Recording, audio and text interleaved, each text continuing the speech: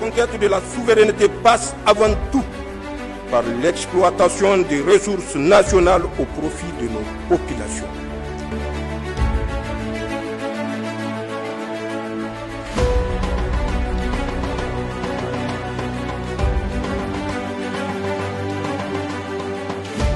Édition, je l'annonçais en titre à Zander, dans le cadre de l'opération Tsaron Kassa initiée par les autorités du pays. S'est tenue ce matin une cérémonie de présentation au gouverneur de la région des résultats enregistrés par les forces de défense et de sécurité sous la conduite des éléments de la douane. Le point avec Kassou Moutari et Lolo Hussein.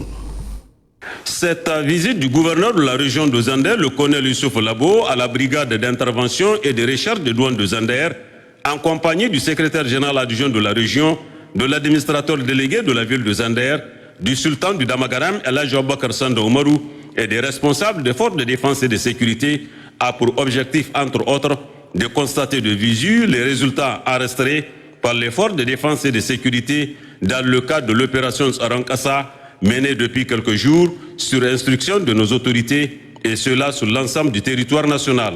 Selon les explications données par le directeur régional de douane de Zander, le colonel Ahmoudou Mohamed, complété par le lieutenant-colonel Amadou Jobo Ousmane, commandant de la brigade de douane de Zander, il a été saisi au cours de toutes ces opérations 49 310 litres de gasoil et de l'essence, gaz domestique 7 500 kg, huile lubrifiant 1083 litres, cigarettes 802 600 unités,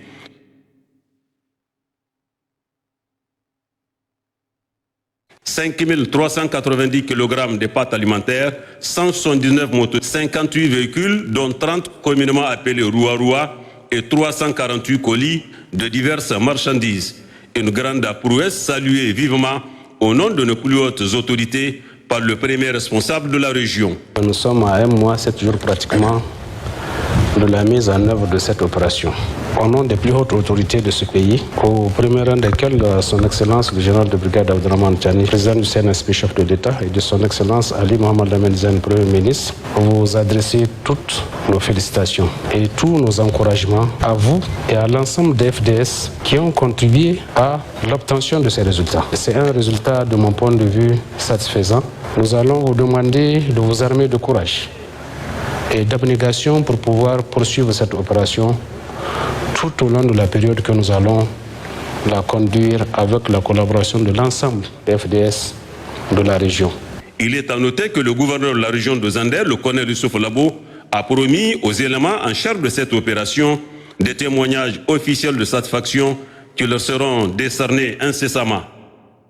Nous sommes toujours à Zander avec cette fois-ci le sultan du Damagaram, Sarki Moussoulmi, qui a effectué hier après-midi sa traditionnelle Hawan Dabba, une manifestation de réjouissance culturelle annuelle organisée à l'occasion du Mauloud qui célèbre la naissance du prophète Mohammed, paix et salut sur lui. Matotraki pour le compte rendu. La tradition du palais veut qu'au lendemain de la commémoration de la fête du Mouloud marquant la naissance du prophète Mohammed, paix et salut sur lui, le sultan du Damagaram effectue le Hawan Daba, une vieille tradition que Aboubacar Oumarou Sanda s'évertue à perpétuer comme l'ont fait ses dévanciers. À l'entrée du sultanat, les chasseurs guerriers très attachés à la cérémonie traditionnelle attendent la sortie du chef.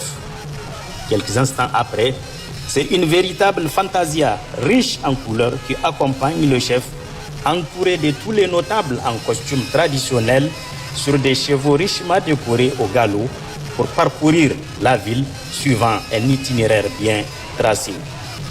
Du sultanat, en passant par le rond-point Poste, le rond-point Zander-Savoie, la tribune officielle, le stade Lawandidi Manzo, le marché d'Olé et retour au palais.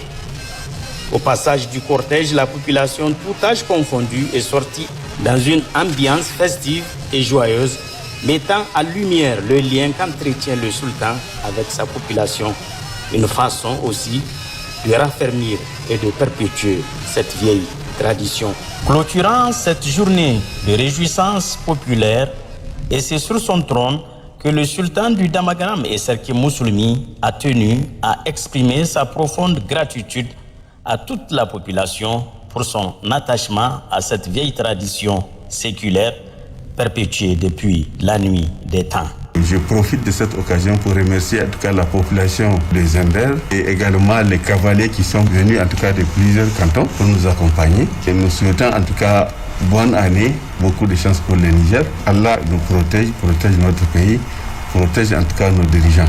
Dans la cité légendaire du Damagaram, la fête du Mouloud combine harmonieusement la dimension religieuse et la richesse culturelle du sultanat.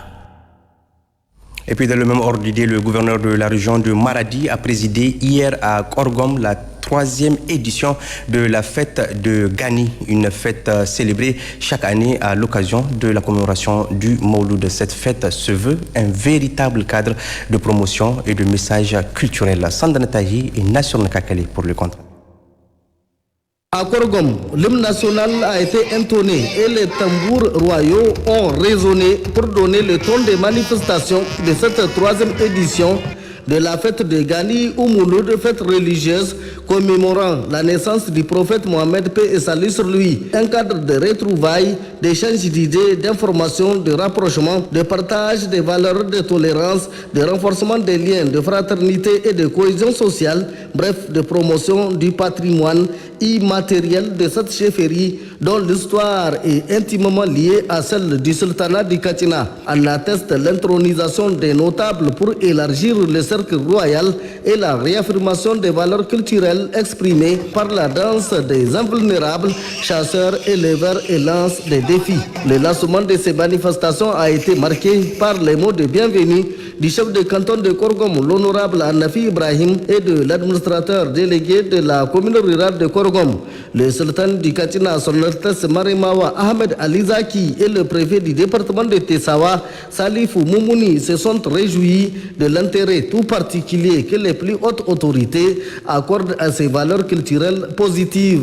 Prenant la parole, le gouverneur de la région de Maradi, le contrôleur général de police Issoufou Maman, a souligné qu'au-delà de son caractère religieux, cet événement est un cadre de sensibilisation sur les priorités du CNSP et de son président, le général de brigade Abdraman Chani. Il a entre autres évoqué l'éducation et la scolarisation des filles, la sécurité, l'utilisation des moustiquaires imprégnés à longue durée d'action, la fréquentation des centres de santé, surtout que les coûts des prestations sont réduits, et la grande irrigation pour conforter la souveraineté alimentaire ou souveraineté tout court, pour laquelle il a demandé à la population de poursuivre et d'intensifier les prières et invocations.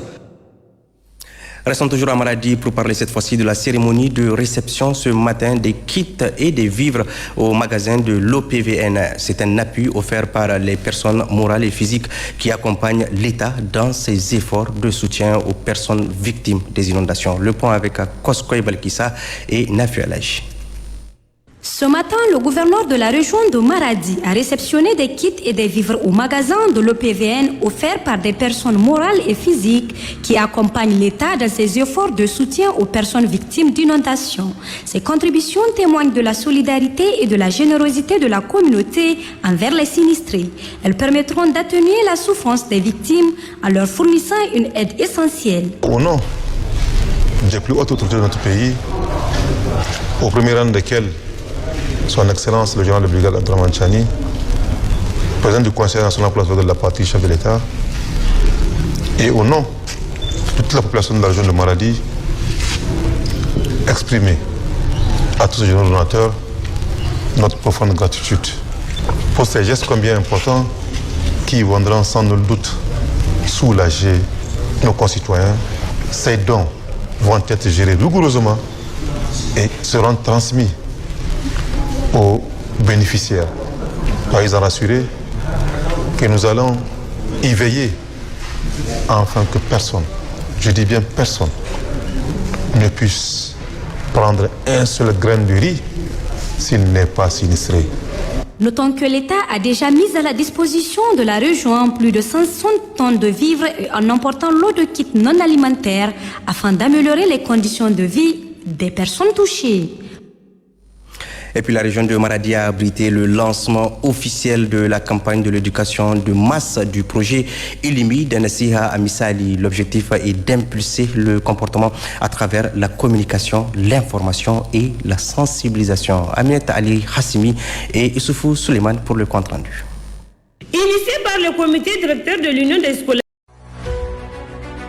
La conquête de la souveraineté passe avant tout par l'exploitation des ressources nationales au profit de nos populations.